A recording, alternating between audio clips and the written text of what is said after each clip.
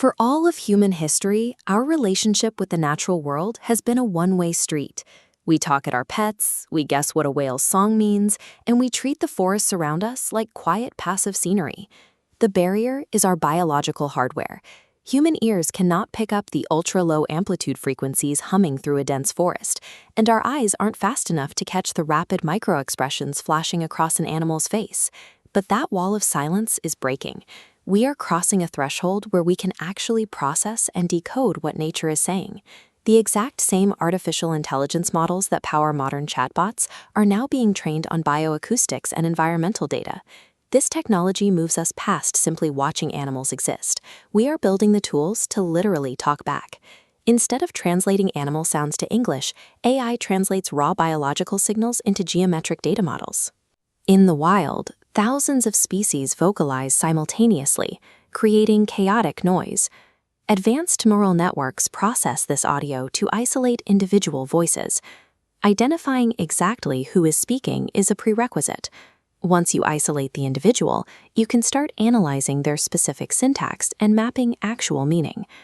Researchers at Project CETI applied this to sperm whales. By analyzing millions of their click patterns, they discovered a highly structured phonetic alphabet. Deep learning algorithms revealed that these whales make intentional adjustments to the tempo and rhythm of their clicks, functioning similarly to vowels in human speech. The Earth Species Project uses AI to map marine dialects, processing ocean audio to isolate the specific vocalization a mother beluga uses to call her calf. In Spain, researchers equipped crows with lightweight biologgers to record their interactions.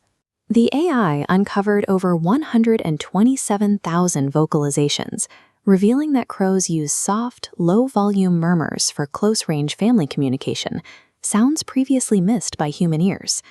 These acoustic findings empirically prove that animals possess distinct regional dialects, their own individual identities, and cultural traditions.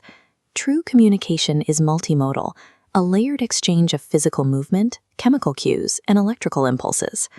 A Swiss agricultural tech firm called Vivent Biosignals is clipping high-sensitivity sensors directly onto plants to measure their internal bioelectrical currents.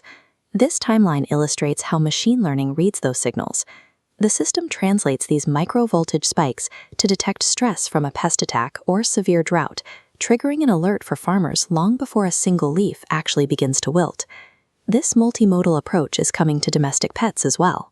Future wearables could monitor a dog's vocal pitch, neural activity, and facial micro-expressions, translating a generic bark into a precise contextual need. By capturing these invisible physical and electrical signals, we realize that the natural world is a highly reactive, constantly communicating network, rather than passive scenery. The ultimate technical endgame for these tools is active, real-time conversation. Through initiatives like the Collar Doolittle Challenge, teams at Woods Hole are compiling massive databases of signature dolphin whistles. By feeding these whistle databases into acoustic AI, scientists aim to generate accurate responses and establish a genuine two-way dialogue between humans and dolphins. Sending a specific localized signal to a wild animal and receiving a coherent response ends our history as observers and makes us active participants in the ecosystem. Possessing the power to generate synthetic biological sounds carries immense ethical risks. Without strict guardrails, poachers or commercial industries could exploit these digital calls to lure, trap, or manipulate animal populations with pinpoint accuracy. We must also address the question of autonomy and consent.